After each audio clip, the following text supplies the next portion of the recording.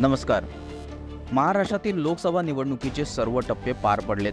आता उत्सुकता लागली आहे ती 4 जूनला लागणाऱ्या निकालाची. महाराष्ट्रात शिंदे गट, भाजप आणि अजित पवार गट यांच्या महायुतीला किती जागा मिळणार, तर उद्धव ठाकरे, शरद पवार आणि काँग्रेस या महाविकास आघाडीला किती जागा मिळणार याची चर्चा आता सर्वत्र होत आहे. याच पार्श्वभूमीवर राज्यातील सर्व लोकसभेच्या जागांचा ओपिनियन पोल आम्ही घेऊन आलोय. हाती आलेल्या सर्व्हेनुसार भाजप, शिंदे गट आणि अजित पवार गटाचे अतिशय धक्कादायक आकडे समोर येत आहेत. ठाकरेंनी मात्र जोरदार मुसंडी मारली असून त्यापाठोपाठ काँग्रेस आणि राष्ट्रवादी शरद पवार गटाला देखील लोकांनी चांगलीच पसंती दिली असल्याचं दिसतंय. चला तर पाहूयात महाराष्ट्रात कोणत्या पक्षाला किती जागा मिळणार. विदर्भात 10 जागांपैकी भाजप 3, शिवसेना ठाकरे गट 2, काँग्रेस 5 जागांवर निवडून येत असल्याचं चित्र आहे. विदर्भात काँग्रेसने जोरदार मुसंडी मारली असून भाजपला जोरदार धक्का दिलाय. मराठवाड्यात 8 जागांपैकी काँग्रेस 2, भाजप 1, शिवसेना ठाकरे गट 4 तर राष्ट्रवादी शरद पवार गट 1 जागा जिंकू शकते. उत्तर महाराष्ट्रात 6 जागांपैकी भाजप 1, शिवसेना ठाकरे गट 2, काँग्रेस 2, राष्ट्रवादी शरद पवार गट 1 जागेवर निवडून येत असल्याचे चित्र आहे. पश्चिम महाराष्ट्रात 12 जागांपैकी भाजपला 0 जागा मिळणार. शिवसेना ठाकरे गट 3, काँग्रेस आणि राष्ट्रवादी शरद पवार गट 5, ठाणे आणि कोकण या 9 जागांपैकी भाजपला 0, शिवसेना ठाकरे गटाला 4, शिंदे गटाला 1, काँग्रेसला 3 तर राष्ट्रवादी शरद पवार गटाला 1 जागा मिळणार असल्याचे चित्र आहे. मुंबईत 6 जागांपैकी भाजपला 1, शिवसेना ठाकरे गट 3, शिंदे गट 1 तर काँग्रेसला 1 जागा मिळणार असल्याचे चित्र आहे. आता बघूयात मतदारसंघनिहाय कोणत्या पक्षाला किती जागा मिळणार. विदर्भात काँग्रेसने जोरदार मुसंडी मारल्याचे चित्र आहे. काँग्रेस अकोला, गडचिरोली या 2 जागेवर तसेच चंद्रपूर येथील सुधीर मुनगंटीवार यांच्या विरोधात प्रतिभा धानोरकर या विजयी होताना दिसत आहेत.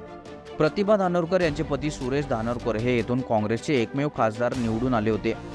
रामटेक हा शिवसेनेचा मतदारसंघ असताना देखील तो मतदारसंघ शिवसेनेने काँग्रेसला दिलाय.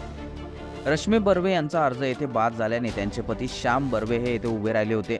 त्यानंतर इथून चक्रे फिरवली ती सुनील केदार यांनी आणि श्याम बर्वे हे एक पाऊल पुढे असल्याचे आता चित्र आहे.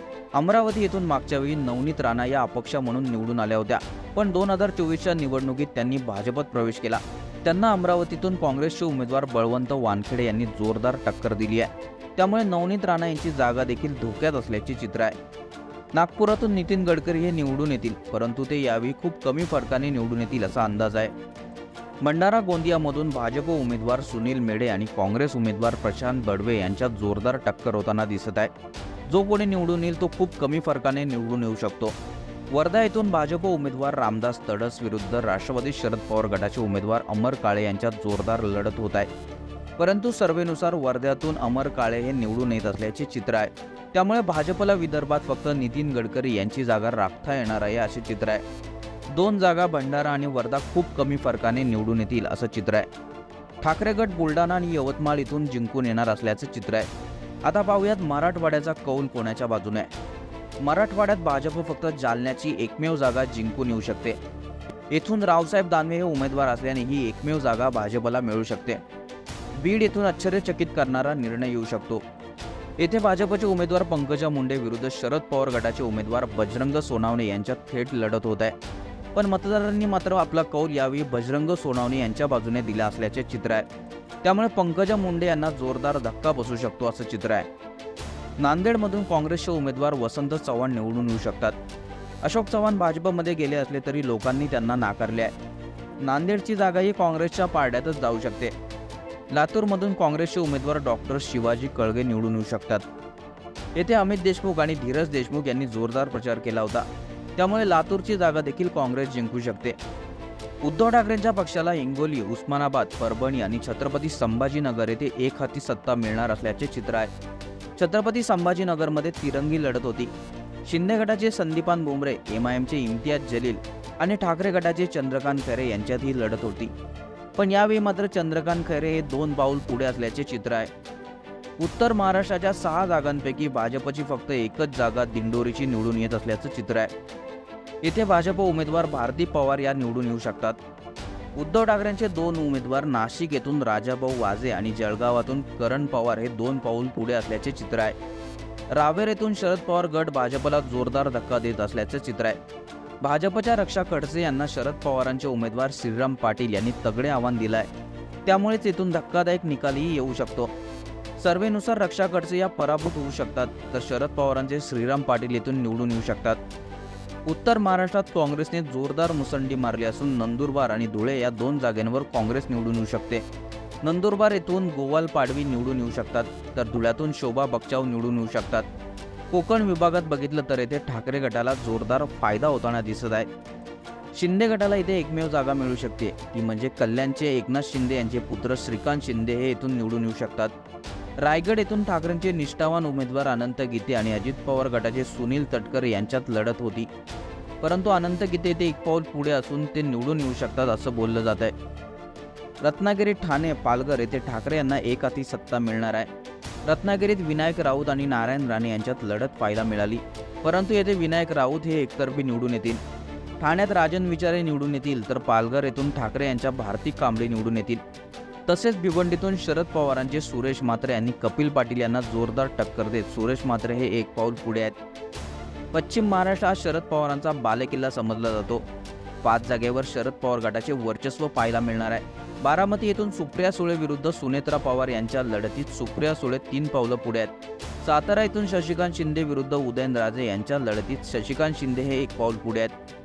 माढा येथे शरद पवारांचे धैर्यशील मोहिते पाटील विरुद्ध भाजपचे रणजितसिंह नाईक निंबाळकर यांच्यात लढत पाहायला मिळाली, पण पवारांचे धैर्यशील मोहिते पाटील हे येथे एक पाऊल पुढे असल्याचे चित्र आहे. अहमदनगर येथून पवार गटाचे निलेश लंके विरुद्ध भाजपचे सुजय विखे यांच्यात लढत होती, पण जमिनीवरचा कार्यकर्ता म्हणून ओळख असलेले निलेश लंके हे सुजय विखे पाटील यांना चितपट करणार असल्याचे चित्र आहे. तसेच शिरूर येथून अमोल कोल्हे विरुद्ध शिवाजीराव अडलराव पाटील यांच्यात जोरदार लढत पार पडली. अडलराव हे पहिले ठाकरे गटातून शिंदे गटात गेले, त्यानंतर अजित पवार गटात गेले, परंतु लोकांनी त्याला नाकारले आणि अमोल कोल्हे यांना कौल दिलाय. तसेच काँग्रेस सोलापूर आणि पुण्यातून भाजपला धक्का देणार असल्याचे चित्र आहे. सोलापूर येथून प्रणिती शिंदे विरुद्ध आयात केलेले राम सातपुते यांच्यात ही लढत होती. या लढतीत प्रणिती शिंदे बाजी मारणार असल्याचे चित्र आहे. तसेच पुण्यात तिरंगी लढत पार पडली असली तरी रवींद्र दंगेकर आणि मुरलीधर मोहोळ यांच्यात ही थेट लढत होती, त्यामुळे ते खूप कमी फरकाने दंगेकर निवडून येऊ शकतात असं चित्र आहे. कोल्हापूर येथून शाहू महाराज हे एकतर्फी निवडून येत असल्याचे चित्र आहे. तसेच शिर्डी, मावळ येथे शिंदे गट विरुद्ध ठाकरे गट अशी लढत होत असून शिर्डीत भाऊसाहेब वाकचौरे आणि मावळ येथून संजोग वागेरे पाटील हे गुलाल उधळतील असा अंदाज आहे. तसेच सांगलीत तिरंगी लढत पाहायला मिळाली. चंद्रहार पाटील, विशाल पाटील आणि भाजपचे संजय पाटील यांच्यात लढत पार पडली. यामध्ये चंद्रहार पाटील पुढे असले तरी संजय पाटील हे जोरदार टक्कर देताना दिसत असल्याने येथून कोण निवडून येईल हे सांगता येत नाही, परंतु सर्वेनुसार येथे चंद्रहार पाटील पुढे असल्याचं बोललं जात आहे. हातकणंगले येथे तिरंगी लढत पाहायला मिळाली. धैर्यशील माने, राजू शेट्टी, सत्यजित पाटील यांच्यात लढत पाहायला मिळाली, परंतु सर्वेनुसार येथून राजू शेट्टी हे निवडून येतील असं चित्र आहे. मुंबईत देखील ठाकरे गटाचे वर्चस्व पाहायला मिळाले आहे. भाजप फक्त एकमेव जागा उत्तर मुंबईतून भाजपचे पियुष गोयल जिंकतील असं चित्र आहे.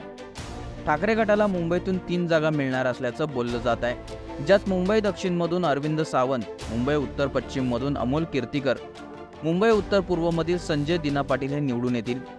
शिंदे गटाला मुंबईतून फक्त मुंबई दक्षिण मध्येतून राहुल शेवाळे यांच्या रूपाने एकमेव जागा मिळत असल्याचे चित्र आहे.